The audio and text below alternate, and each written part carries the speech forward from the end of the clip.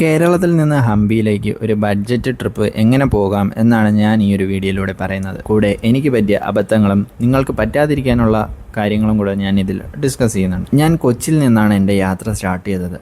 ഏകദേശം 400 രൂപ കൊടുത്ത് സ്ലീപ്പർ ക്ലാസ്സിൽ ബാംഗ്ലൂരിലാണ് ആദ്യം ഇറങ്ങിയിട്ടുണ്ടായിരുന്നത്. അവിടെ നിന്ന് കൂട്ടൻ്റെ വീട്ടിൽ സ്റ്റേ ചെയ്തിട്ട് വൈകിട്ട് ഒരു 6:30-7 മണിക്കുള്ള അടുത്ത ട്രെയിനിൽ ഹോസ്പേട്ടയിലോട്ട് യാത്ര തിരിച്ചു. അവിടെ നിന്ന് ഏകദേശം രാവിലെ 6 മണിയായപ്പോൾ ഹോസ്പേട്ട എത്തിയിട്ട് അതുവരെ ഉള്ള ട്രെയിൻ ചാർജ് ഏകദേശം 370 രൂപയായിരുന്നു.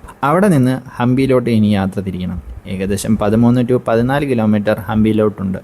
ഞാൻ അവിടെ ലോക്കൽസ് എന്താണ് ചെയ്യുന്നതെന്ന് നോക്കി. അവിടെ ഉണ്ടായിരുന്ന ലോക്കൽസ് പോകുന്ന ഡയറക്ഷനിൽ ഞാനും പോകാൻ തുടങ്ങി. അവിടെ കുറേ ഓട്ടോറിക്ഷകളും കാറുകളും കിടപ്പുണ്ടായിരുന്നു. അവരെല്ലാവരും ഹംപിയിലോട്ട് വരുന്നോ എന്ന് ചോദിച്ച് പുറകെ വന്നിട്ടുണ്ടായിരുന്നു. അവരെ ഒന്നും മൈൻഡ് ചെയ്യാതെ ലോക്കൽസിൻ്റെ ഇടയിൽ കൂടെ ഞാനും അവരെ കൂടെ പോയി.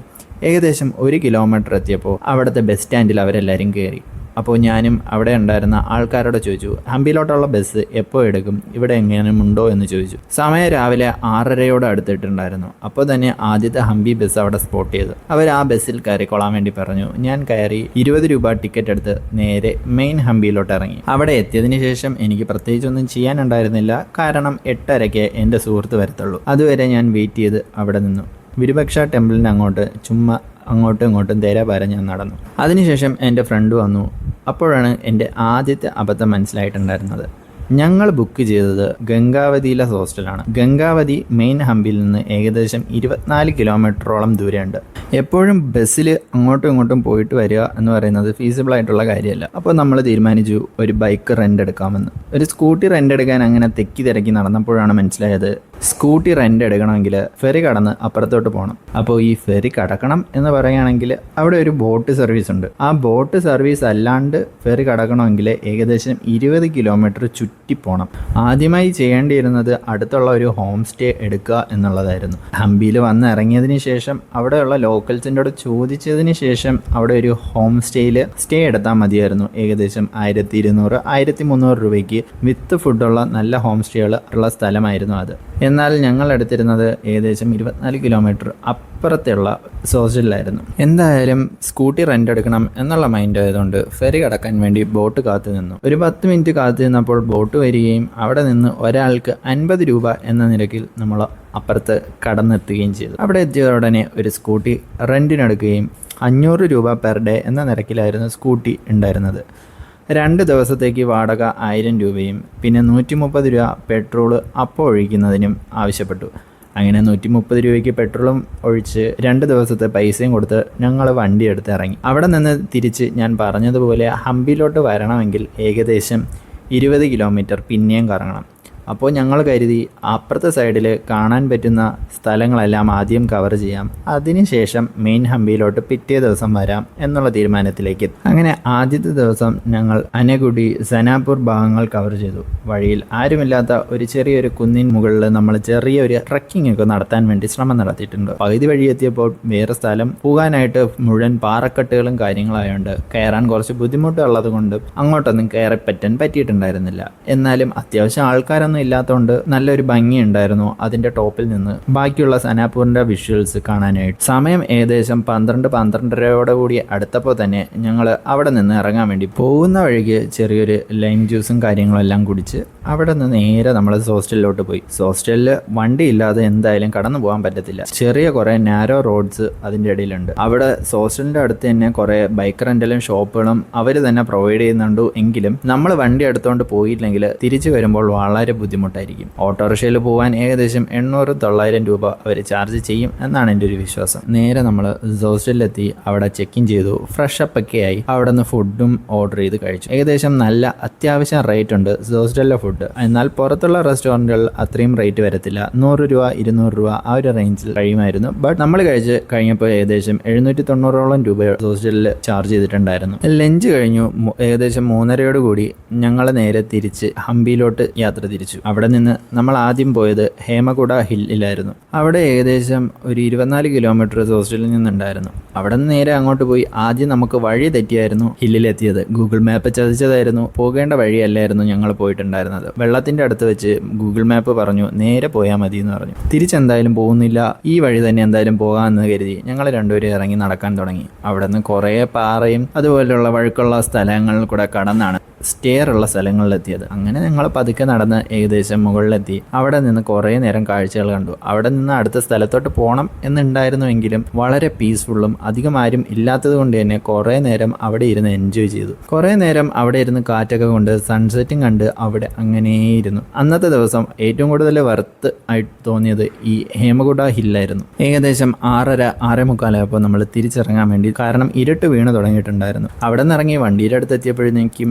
ഇരുട്ട് വീണ് തുടങ്ങി. അവിടെ നിന്നാണ് അടുത്ത അബദ്ധം മനസ്സിലായത്. അവിടെ നിന്ന് തിരിച്ച് ഹോസ്റ്റലിലോട്ട് പോകാൻ 24 കിലോമീറ്റർ ഉണ്ട്. പോകുന്ന വഴിയെല്ലാം സ്ട്രീറ്റ് ലൈറ്റ്സ് ഇല്ല. അപ്പോൾ ഈ സ്ട്രീറ്റ് ലൈറ്റ്സ് ഇല്ലാത്തത് കൊണ്ട് തന്നെ വണ്ടി ഓടിക്കാൻ വളരെ ബുദ്ധിമുട്ടായിരുന്നു. രണ്ട് സൈഡും പാടം ആയതുകൊണ്ട് ഒരുപാട് ഈച്ചകളും കാര്യങ്ങളും കണ്ണിലൊക്കെ തട്ടിയിട്ടുണ്ടായിരുന്നു. അവിടെ നിന്ന് നേരെ നമ്മൾ ഹോസ്റ്റലിലോട്ട് പോകുന്ന വഴിക്ക് തന്നെ ഒരു കടയിൽ കയറി ഫുഡൊക്കെ കഴിച്ചു. തമറിഡ് ട്രീ എന്നായിരുന്നു ആ ഒരു കടയുടെ പേര്. അത് ഒരു മലയാളിയല്ല നടത്തുന്നത്, മംഗലാപുരംകാരനാണ്. പക്ഷേ പുള്ളിക്കാരന് മലയാളം നല്ല പോലെ അറിയാം. അങ്ങനെ പുള്ളിക്കാരനായിട്ട് കുറേ നേരം ഇരുന്ന് സംസാരിച്ചു. ആ പുള്ളിക്കാരൻ്റെ അനുഭവവും കാര്യങ്ങളെല്ലാം പറഞ്ഞതിന് ശേഷം നല്ലൊരു കോൺവെർസേഷന് ശേഷം ഞങ്ങൾ തിരിച്ച് ഹോസ്റ്റലിലോട്ട് പോയി. എന്നിട്ട് നമ്മൾ ഒരു 10-10:30 കൂടി എല്ലാവരോടും സംസാരിച്ചതിന് ശേഷം കിടന്നുറങ്ങാൻ വേണ്ടി പോയി. ഡേ 2 അവിടെ നിന്ന് രാവിലെ ഒരു 8:30 കൂടി അവിടെ നിന്ന് ഇറങ്ങിയിട്ട് നേരെ പോകുന്ന വഴിക്ക് ഒരു കടയിൽ കയറി ഫുഡ് കഴിച്ചു. ഏകദേശം 120 രൂപ ആയിട്ടുണ്ടായിരുന്നുള്ളൂ 2 പേർ കൂടെ. ഒരു മസാല ദോശ, 3 പൂരി, അങ്ങനത്തെ രീതിയിൽ നമ്മൾ ഫുഡെല്ലാം കഴിച്ചതിന് ശേഷം പിന്നെ യാത്ര തുടർന്നു. അവിടെ നിന്ന് നേരെ നമ്മുടെ മെയിൻ ഹംപിയിലോട്ട് പോയി. വിരുപക്ഷ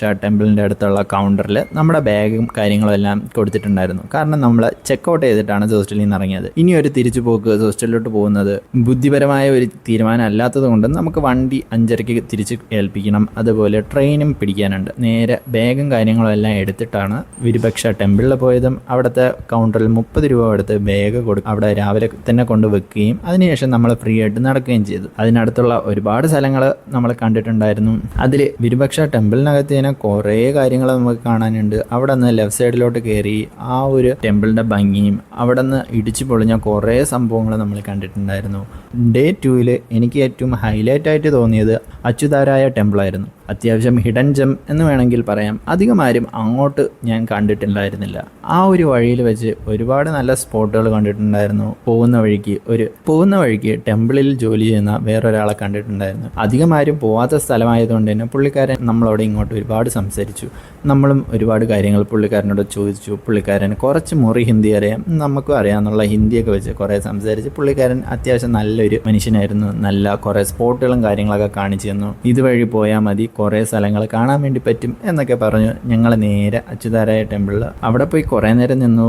അധികം ആരും ആൾക്കാരില്ലാത്തതുകൊണ്ട് വളരെ പീസ്ഫുള്ളായിരുന്നു. കുറേ നേരം അവിടെ നിന്നതിന് ശേഷം തിരിച്ച് നടക്കാൻ വേണ്ടി തുടങ്ങി. തിരിച്ച് നടന്ന് ഒരു 1 മണിയായതോടുകൂടി നമ്മൾ തിരിച്ച് വന്ന് ഫുഡ് കഴിക്കാനായിട്ട് പോയി. ഫുഡ് കഴിച്ചതിന് ശേഷം ഏകദേശം ഒരു 3-3:30 നമ്മൾ തിരിച്ച് വീണ്ടും കറങ്ങാൻ വേണ്ടി ഇറങ്ങി. ക്യൂൻസ് ബാത്ത് എന്ന് പറയുന്ന സ്ഥലത്തൊക്കെ പോയി. അവിടെ നിന്ന് കുറേ കാഴ്ചകളും കാര്യങ്ങളും കണ്ടു. പോകുന്ന വഴിക്ക് തന്നെ ഒരുപാട് സ്ഥലങ്ങൾ കാണാൻ വേണ്ടി പറ്റും. എല്ലായിടത്തും നമ്മൾ പോയി കണ്ടു, കുറേ കാഴ്ചകൾ കണ്ടു. എല്ലാ സ്ഥലത്തിൻ്റെ പേരൊന്നും എനിക്കറിയത്തില്ല, ബട്ട് എല്ലാം മെയിൻ ഹംപിയിലാണ് ഈ എല്ലാ സ്ഥലങ്ങളും കാണാൻ പറ്റുന്നത്. എവിടെ പോകാനും അധികം ചാർജ് ഒന്നും ഈടാക്കുന്നില്ല. ഈ ഒരു വിരുപക്ഷ ടെമ്പിളിനകത്ത് കയറണമെങ്കിൽ മാത്രം ഏകദേശം ഒരു 40 രൂപ എൻട്രി ഫീ ഉണ്ട്. അതല്ലാണ്ട് വേറെ ചാർജും കാര്യങ്ങളൊന്നും കണ്ടിട്ടുണ്ടായിരുന്നില്ല. 4 മണിയോടുകൂടി നമ്മൾ തിരിച്ച് സ്കൂട്ടി കൊടുക്കാൻ വേണ്ടി പോയി. സ്കൂട്ടി കൊടുക്കാൻ പോയതിന് ശേഷം തിരിച്ച് ഫെറിയിലോട്ടെത്തിയപ്പോഴാണ് ഫെറിയിൽ ബോട്ടിനെ കാണുന്നില്ല. കുറേ നേരം അവിടെ നിന്ന് കറങ്ങി. ബോട്ട് വരാതെ ആർക്കും അപ്പുറത്തോട്ട് പോകാൻ കഴിയില്ലല്ലോ. ഏകദേശം ഒരു 1/2 മണിക്കൂർ കഴിഞ്ഞപ്പോൾ ബോട്ടുകാരൻ വന്നിട്ടുണ്ടായിരുന്നു. അങ്ങനെ ആ ബോട്ടുകാരനുമായിട്ട് ഞങ്ങളെ തിരിച്ച് 50 രൂപ എന്ന നിരക്കിൽ നമ്മളെ ഈടാക്കി നേരെ അപ്പുറത്ത് കൊണ്ടിറക്കി. ഈ ഫെറി ചെന്നെത്തുന്നത് വിരുപക്ഷ ടെമ്പിളിൻ്റെ പുറകുവശത്താണ്. അവിടെ നിന്ന് ഞങ്ങൾ പിന്നെയും കുറേ നടന്നു. അവിടുത്തെ കാര്യങ്ങൾ പിന്നെയും കണ്ട് സൺസെറ്റൊക്കെ കണ്ടതിന് ശേഷം തിരിച്ച് ഹോസ്പിറ്റലിലോട്ട്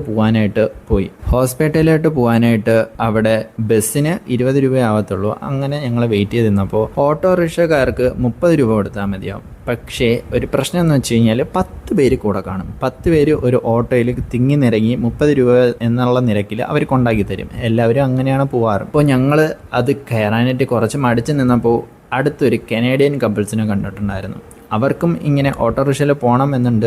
ബട്ട് വേറെ 2 പേരൂടെ ഉണ്ടെങ്കിൽ 75 എന്ന നിരക്കിൽ 4 പേർ കൂടെ 75 രൂപ ഇട്ട് കഴിഞ്ഞാൽ 300 രൂപ എടുത്താൽ കൊണ്ടാക്കി തരാമെന്ന് ഒരു ഓട്ടോക്കാരൻ പറഞ്ഞു. അങ്ങനെ ഞങ്ങൾ 4 പേരും കൂടെ 300 രൂപയ്ക്ക് ഞങ്ങൾ 4 പേരും കൂടെ 75 രൂപ ഇടാമെന്ന് പറഞ്ഞിട്ട് നേരെ പോയി നമ്മൾ ഹോസ്പിറ്റലിലെത്തി. അവിടെ എത്തിയതിന് ശേഷം ഫുഡൊക്കെ കഴിക്കാൻ ഒരു കടയിൽ കയറി ഒരു 500 രൂപയ്ക്ക് 2 പേർക്കും ഫുഡൊക്കെ കഴിച്ച് നേരെ നമ്മൾ ട്രെയിൻ കയറി തിരിച്ചു പോന്നു. ഈ ഒരു ട്രിപ്പിൽ ഏറ്റവും കൂടുതൽ ചിലവ് സ്കൂട്ടി റെൻറ്റും പെട്രോളിന് അടിച്ച നിരക്കിൽ ഒരു 330 രൂപ പോയിട്ടുണ്ടായിരുന്നു. ഇനി വേറൊരാളെ ഹംപിയിൽ ട്രിപ്പിന് പോവുകയാണെങ്കിൽ ചെയ്യേണ്ട കാര്യം അവിടെ ഹോസ്പിറ്റലിൽ എത്തിയിട്ട് നേരെ നിങ്ങൾക്ക് ബസ് കയറി മെയിൻ ഹംപിയിൽ ഇറങ്ങാം. മെയിൻ ഹംപിയിൽ ഇറങ്ങിയതിന് ശേഷം അവിടെ വെച്ചിട്ട് ഒരുപാട് ഹോം സ്റ്റേ ഉണ്ട് വിത്ത് ഫുഡ്. ഏകദേശം 1500 രൂപയെ മാക്സിമം ആവത്തുള്ളൂ. അവിടെ നിന്ന് നിങ്ങൾക്ക് ആ ഒരു സ്റ്റേ ചൂസ് ചെയ്തതിന് ശേഷം ഒരു ചെറിയ ബൈസൈക്കിളും എടുത്ത് അവിടെ ഫുള്ള് കറങ്ങാൻ വേണ്ടി പറ്റും. 220 രൂപ അല്ലെങ്കിൽ 120 രൂപ എന്ന നിരക്കിലായിരിക്കും ബൈസൈക്കിളിന് അവർ ചാർജ് ചെയ്യുന്നത്. ബൈസൈക്കിൾ എടുത്ത് ഏകദേശം എല്ലാ ഹംപിയും നിങ്ങൾക്ക് കറങ്ങി കാണാൻ വേണ്ടി പറ്റും. കുറേ പീസ്ഫുൾ ആയിട്ടുള്ള ഒരുപാട് സ്ഥലങ്ങളുണ്ട്. ഏറ്റവും കൂടുതൽ ഈ ഹംപിയിൽ ഉള്ളത് അവിടുത്തെ ലോക്കൽസ് ആണ് ഏറ്റവും കൂടുതൽ വരുന്നത്. ഫോറിനേഴ്സ് അങ്ങനെ അധികം കണ്ടിട്ടുണ്ടായിരുന്നില്ല. അതുകൊണ്ട് തന്നെ അത്യാവശ്യം നല്ല പീസ്ഫുൾ ആയിരുന്നു. ഞാൻ പോയിട്ടുള്ള എല്ലായിടത്തും അധികം ആൾക്കാരില്ലാത്തത് കൊണ്ട് തന്നെ വലിയ ബഹളമോ ഒച്ചപ്പാടോ ഒന്നുമില്ല. നിങ്ങൾക്ക് നിങ്ങളുടെ തോട്ട്സ് ആയിട്ട് ഒരുപാട് നേരം അവിടെ സ്പെൻഡ് ചെയ്യാൻ വേണ്ടി പറ്റും. എനിക്ക് ഏകദേശം എക്സ്പെൻസ് ആയിട്ടുള്ളതെന്ന് വെച്ച് കഴിഞ്ഞാൽ ആകെ ഒരു 4000-4800 രൂപയാണ് പോയിട്ട് വരാൻ ഏകദേശം എനിക്കായിട്ടുണ്ടായിരുന്നത്. ഇതിൽ എനിക്ക് പറ്റിയ അബദ്ധങ്ങളിലെ മെയിൻ ഒന്നാണ് സ്റ്റേ തിരഞ്ഞെടുത്തതും പിന്നെ ഫുഡ്, അതുപോലെ സ്കൂട്ടിയുടെ പൈസയും. ഇത് ഇത്രയും ഒന്ന് ചുരുക്കിയിട്ടുണ്ടായിരുന്നെങ്കിൽ ഇതിലും കുറച്ച് പൈസയിൽ നമുക്ക് പോയിട്ട് വരാൻ പറ്റും. ഈ ഒരു വീഡിയോ നിങ്ങൾക്ക്